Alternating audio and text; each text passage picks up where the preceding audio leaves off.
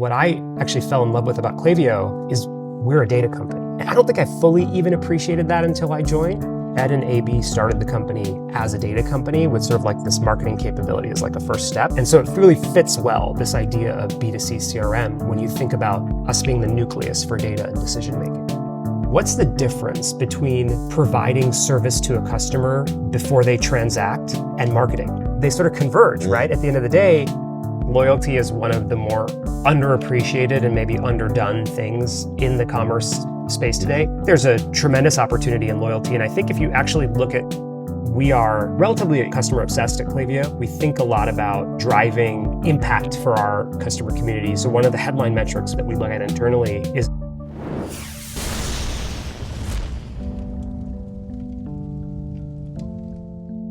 Adil, welcome to the very first in-person D2C podcast. I'm super excited. I'm honored to both be doing the podcast and also to be the first to do it. Face to face. We're here in the saloon, the Klaviyo saloon here at Shop Talk, which is my first Shop Talk. Have you been to a Shop Talk before? I have, but years ago, because I sort of had this early part of my journey in commerce. And so there was coming to Shop Talk not long, after it started as a conference. Yeah. And then I've taken a hiatus. So this is my first time back. I'm pretty excited. I'm actually kind of surprised it's still going, and it's still from what I can tell, preeminent conference. So it's great. It's amazing. Love Vegas. Love being here in Vegas. But I wanted to start a little bit with your journey. You mentioned your, starting in e-commerce. I also saw that you were a pro gamer at some point, so I want to ask about that. But talk to me about your journey in e-commerce and kind of what led you to being the CPO at Klaviyo. Oh man. Okay, so my journey in e-commerce starts a long time ago. Me and a couple very close friends back in graduate school. So this is graduate school at Carnegie Mellon, and this was 2005. We were I was sort of like an entrepreneurial kid, right? Very technical as a youth. And so I had never had any interest in getting a real job. I didn't even know how to necessarily get a real job or what that meant. So I sort of went to both college and graduate school with the intent of hey, I'm going to start a company. Mm-hmm. And there was another person like me in grad school at Carnegie Mellon.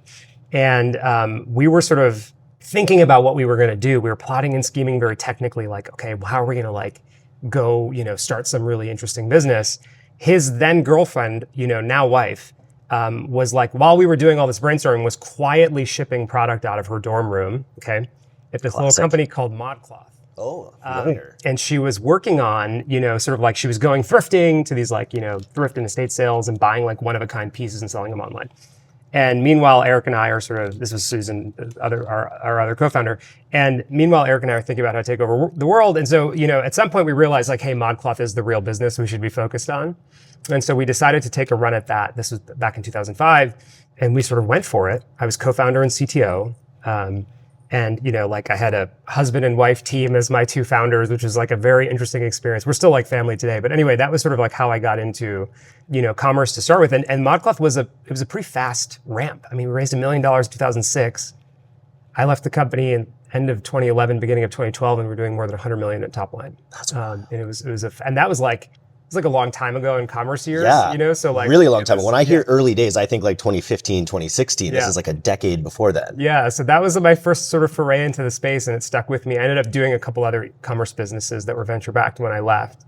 The third one, which was modestly sized, was called Fox Commerce, which is sort of an upmarket to this is before Shopify Plus. Okay. Had Shopify not come up market, it probably would have been a much different outcome, that business. But they did, and we said, okay, this is not going to be as big of a business as we thought it's going to be, and so we ended up having sort of a smaller acquisition there. So both businesses sold in 2017.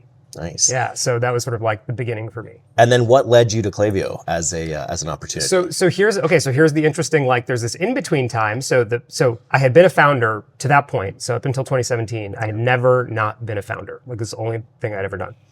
And so 2019 rolls around and Meta reaches out and they say, hey, do you want to come, it's sort of this interesting thing. I don't think I knew I was being interviewed until my fifth meeting with some executive at Meta. And then it became clear when they sort of went to offer, they said, hey, we want you to sort of look at leading some of the parts of the commerce business. And I thought that was interesting, but really where I landed was I said, the commerce part of the business is interesting, but there's also this payments piece that I think is really integral to commerce. Can I actually work on both things? And they said, yeah. So I came into Meta and ended up having, this was my first job. It's the first time I've not like personally guaranteed the line of credit, for the place I work.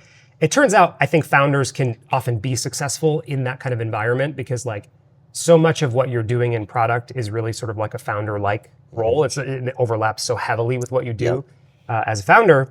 So anyway, I ended up being at Meta for 6 years. I ran the fintech organization there. So this was all of like payments, risk, fraud, and the checkout experiences across the family of apps, and then like standing up commerce inside of WhatsApp. So it was a pretty awesome run. And when I got connected through a friend to AB, and I was so AB is our CEO, Andrew Bielecki. Okay. And I remember thinking about, hey, at ModCloth, we were working with Klaviyo back in like 2012, right? So when we got reconnected, I was like, what has sort of happened to Klaviyo in the intervening 10 plus years? Let's like sort of see where they are. And I couldn't believe how much the company had sort of grown and how successful it was. And also like AB just continued to be in it, like 150%, 200% sort of in the business, super high energy, as humble as ever. And I thought, okay, this is pretty special. Because I really had a great run at Meta. I would have stayed another 6 years, honestly, had I not got reconnected with AB. But I sort of looked at where the business was and thought, I think this is something really special in terms of where we are. And it really does feel like, sort of like the company's 1% done or in the first inning of like a broader journey. And so I said, okay, I think I'm going to take the plunge. Exciting time now in terms of product at Klaviyo with your B2C CRM. It pains me to say B2C as a DTC founder, but B2C, you can't say BTC because then it's Bitcoin. Yes. So it's got to be B2C. Yes, you have to be careful. Talk to me about what this means, what it solves, and why it's so important now that Klaviyo be making this development. I think there's a lot around B2C CRM, and I actually, it resonates as a message for me personally, as somebody who was sort of like in this space for a long time. I think back to even my days at ModCloth, like this is the sort of thing that I think we really would have wanted, right? Stepping back, it's like, ultimately, and lots, things have evolved and changed since the ModCloth days, but even then, like customer acquisition can be expensive. You sort of have like a tough environment there with like increasing costs per acquisition. And ultimately, like in the end, you have this like set of increasing expectations, right, of customers. And so some of that is the really big players in the e-commerce space, right? So like, the Amazons of the world. Some of it is, just peers and competitors. Like everybody's always sort of like shifting the bar up, right? So the bar is getting higher and higher. And so you sort of have like, okay, it's like as a brand, how do you keep up? And then I think you have a set of technologies and tools that are largely fragmented, right? And I lived this, sort of pain in my ModCloth life of like, okay, and this was, again, a while ago, but even then we were starting to see the beginning of like, okay, I'm plugging into all these tools. I have these different point solutions. I end up building sort of like my own like middleware or like fragmented sort of like stack to make my life work. And so like, I think if you step back for us, when we see those problems of like, hey, the bar is getting higher. Hey, you have all these disjointed, disconnected solutions. It sort of fit naturally to say, hey, like, there's an opportunity here to think about like the platform, right, for customer data, for all of the things you do on top of that customer data, right? All of the sort of decision making, where and when you can drive automation, like sort of putting it all into one place.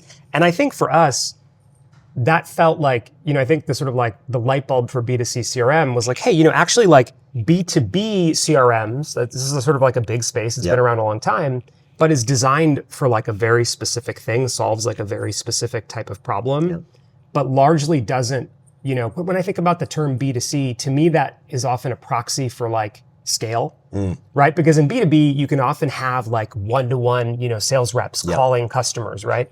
But if you think about B2C, it's often like really you have a brand that has a one-to-many relationship with thousands, tens of thousands, hundreds of thousands. Segments sometimes, but not always that individual connection. That's right. And you can from a human perspective, you're not going to scale and sort of like everybody's going to have an account rep. But these things sort of the needs are fundamentally different and more scaled for B2C.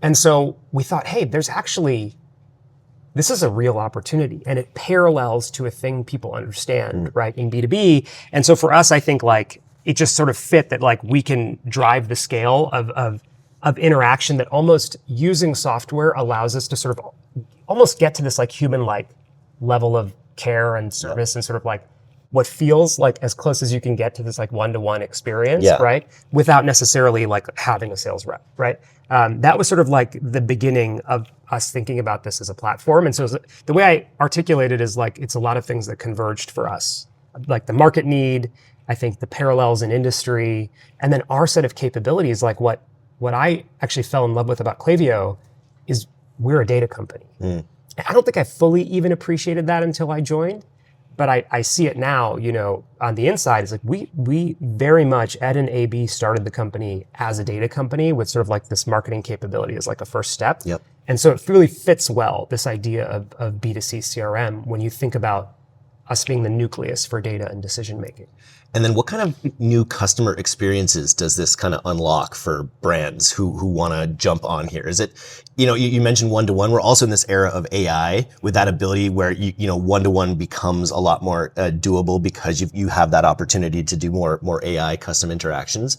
But what kind of like customer experiences does CRM unlock for brands?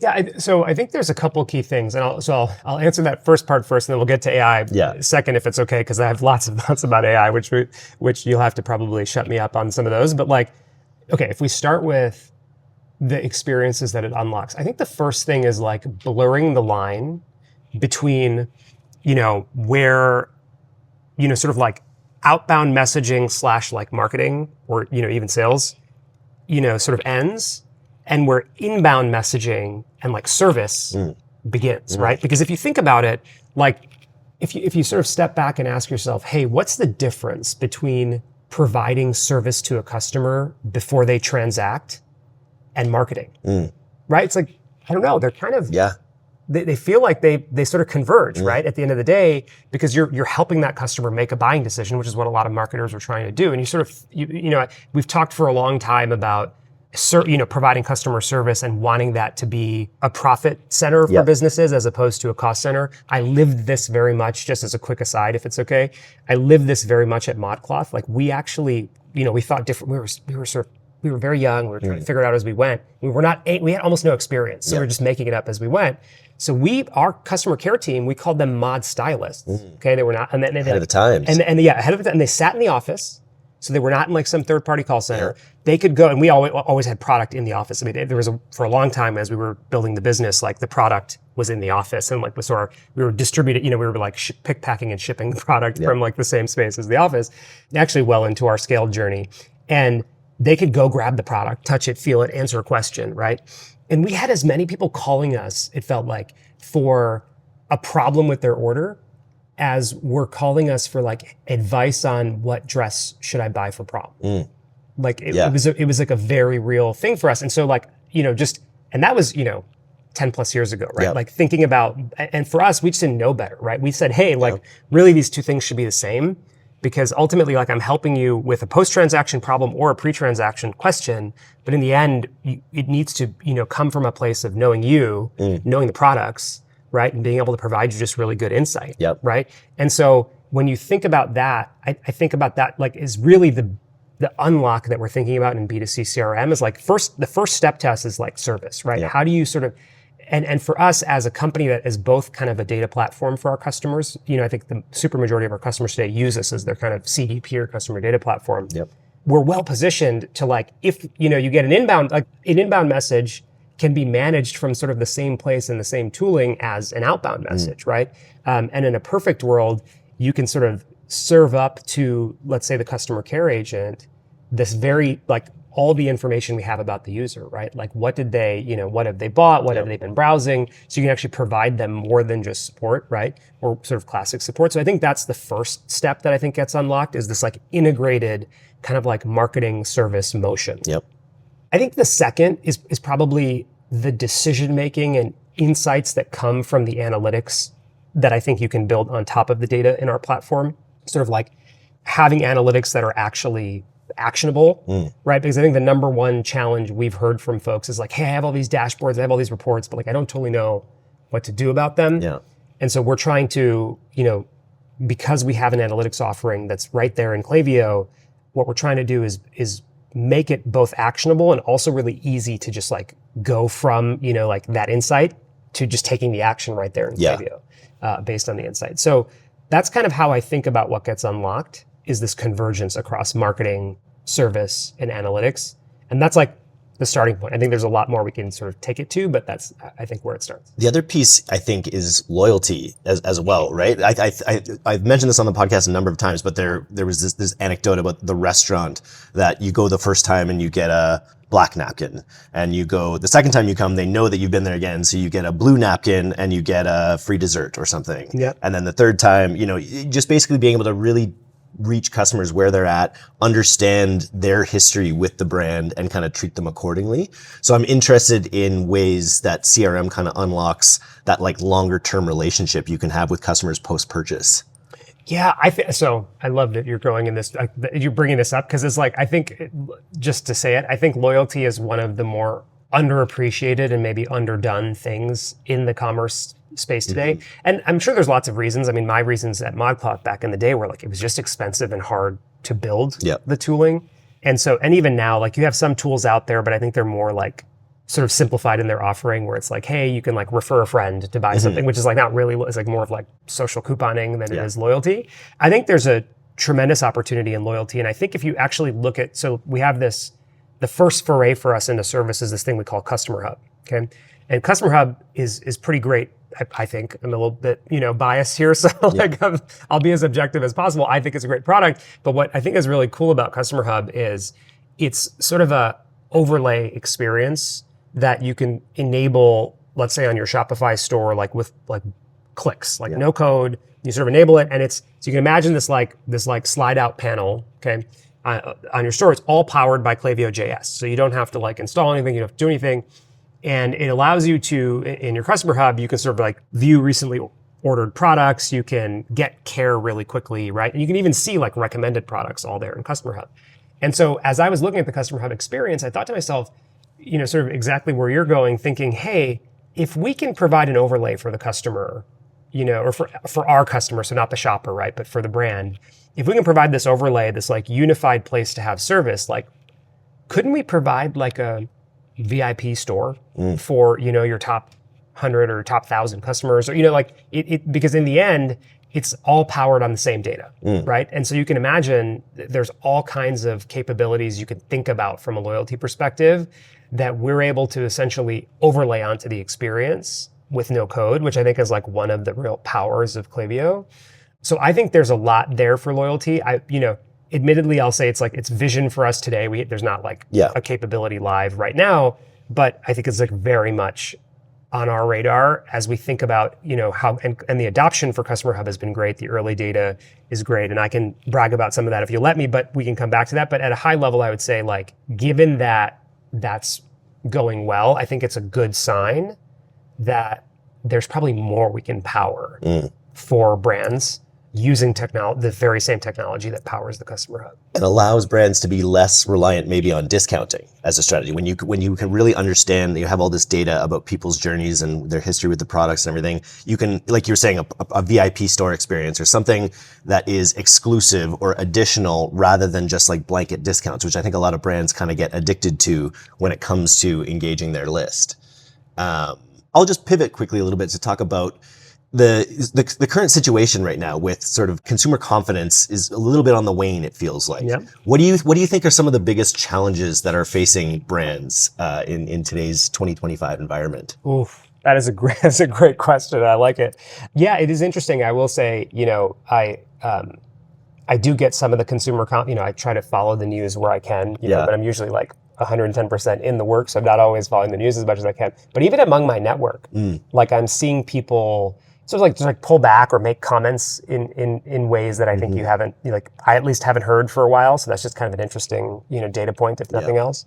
There's a couple interesting bits here. So one is, I think for brands, part of the challenge there is like, hey, if you just use sort of like the classic math of like, okay, we have some customer acquisition cost, right? We have some lifetime value. It doesn't appear that the customer acquisition cost is going down. In fact, the opposite appears to be true, right? It seems to be getting, higher and higher over time.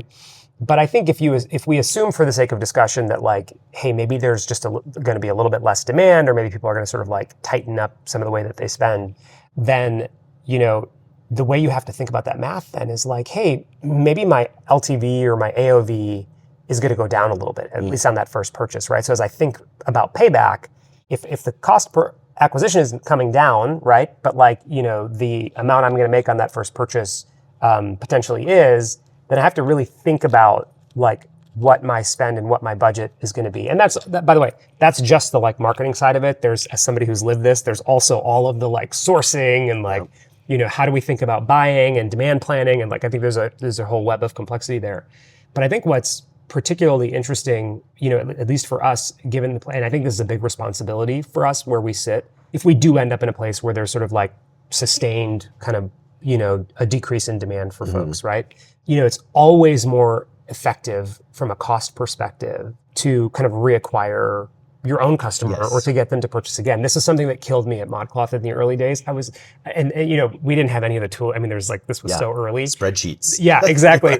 But back then I was so mad because we would on channels back then, it was Facebook for us was a big channel. And I was like, I know this is one of our customers and like we're paying to reacquire them, right? Which is like especially expensive. And this, of course, this idea of sort of retention, re-engagement is a thing I think Klaviyo has meaningfully changed the state of the art on in that time. And so I think that's something brands will be able to lean on, right? Is the ability to say, hey, like if we have a little more of an uncertainty in the environment, can or should we lean more into re-engaging, reacquiring, or even driving up sort of like LTV among our loyal, base or some of our key segments, or even thinking about over time, just thinking about like loyalty as an example, like pivoting off of the customer base that we know works for us, right? Because one thing in Klaviyo that I think is often underappreciated is we're able to use our data to help people do better customer acquisition, right? So they're able to like do the kind of like lookalike audience syncing out with the ad networks. And so these little things like, the way I think about commerce especially is like there are, my wife, this is a saying from my wife, and I love this saying, which is like, there's no silver bullets, like there's only lead bullets. You know what I mean? Yeah. And I think like it's sort of that way that if we look at that environment, like there's just gonna be a lot of execution that people have to sort of think about doing better at the margins. And I think we're pretty well positioned to power that at Klaviyo, both from like a data perspective, but also a just like tooling and capability perspective. You mentioned the customer hub and you mentioned bragging. I'm not asking you to brag, but give me some like as the CPO of this company, what are you seeing about in terms of adoption of the products you've built? What are some of the success stories? What are you seeing in the market with the products that you've built? I'll sort of try not to brag too much, but instead, as a product person, just sort of like lean into, hey, where do we see things working? Like because at the end of the day for us, we are relatively, customer obsessed at Klaviyo. Like we think a lot about, driving impact for our customer community. So one of the headline metrics for us that we look at internally is a number we call KAV or Klaviyo attributed value. Mm-hmm. And so we think about, okay, how are we because at the end of the day, it's our goal to help our customers grow and be successful, right? And so we hold ourselves very accountable to this, customer, this Klaviyo attributed value number, right? Because at the end of the day, if we're not driving value for them, then we're not, sort of doing our jobs, right? And so, so a couple things. So one is like, if I look at just kind of interesting data points as we drive the CRM work. One is, so Dollar Shave Club, which is a great customer of ours. They're using, us across email, SMS, and our customer data platform. They've reduced their churn risk by 1/3 with Klaviyo. And, interestingly for them, 44% of their non-recurring revenue was attributed to Klaviyo in Q4 of 2024, which is something we're super proud of. And they've gotten a 2x return on ad spend for their reactivation campaigns, right? So like, we look at those kind of core stats, and that's something we're really proud of in terms of like, okay, we're delivering, right? And I think, if you look at sort of other types of statistics that matter, so like daily harvest, which is awesome, right? What they've experienced since, implementing Klaviyo is a 15% reduction in e-com developer hours, right? As they switched over to Klaviyo and Shopify. And so like, that's another important, by the way, coming back to this idea of uncertainty in the environment, like that kind of matters, right? Yeah. Because like, at least at ModCloth, like those were the most expensive hours, right? Was sort of the engineering hours. And they had an 18% reduction in tech costs just across the board. And so like, I think these things actually matter quite a lot. Another one that I'm really proud of, so Happy Wax, which is like a great company that I don't know if you've ever used them, but they have these like wax melts. Okay. So sort of like a candle. Yeah. They do candles too, but they have these wax melts. They're pretty great. We have a bunch at home. Happy Wax is using us, of course, for email, SMS, reviews, CDP, and the Customer Hub beta. So they're one of our beta customers. And they saw a little over a 75% decrease in like order tracking related customer support tickets year over year. So, a 75% decrease, I think is a win in a bunch of ways, right? One is like, hey, customers are actually just getting the information they need faster from the hub. But two is that's a much less of a burden on their own customer support team, which I think allows the very same support folks to go serve other people better, right? So I think it's it's a win-win that way, driving people to sort of self-service support. And just to say it, like as a quick aside, I'm deeply introverted as a person. And so like a one-on-one conversation like this is great for me, but like, large group settings, it's like harder. And I will, just to be honest, like as a customer, if I can solve a problem myself, like I absolutely want to. Like I do not want to have to call. I do not want to be on hold and get like transferred around or any of that stuff. Like I just let me just click around and solve the problem myself to the degree that I can. And I think I'm not alone, right, in that sort of feeling. And I think you see that across most customers. And so, there's more than just the stats.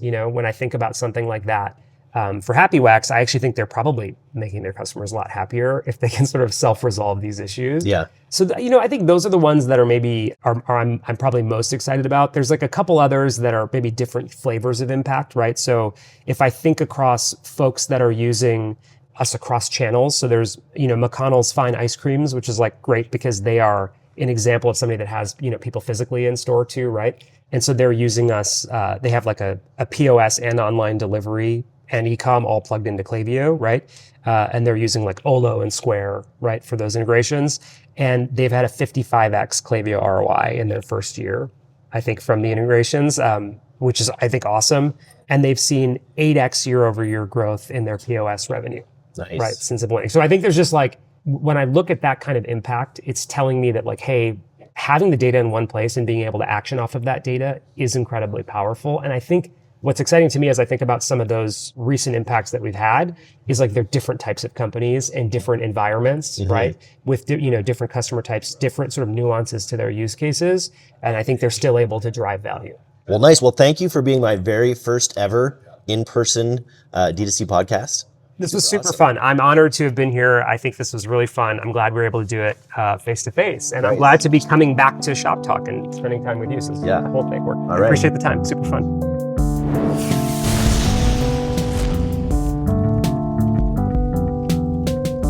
Thanks so much for listening to today's episode. If you're not a subscriber to our newsletter, you can do that right now at directtoconsumer.co. I'm Eric Dick, and this has been the D2C Podcast. We'll see you next time.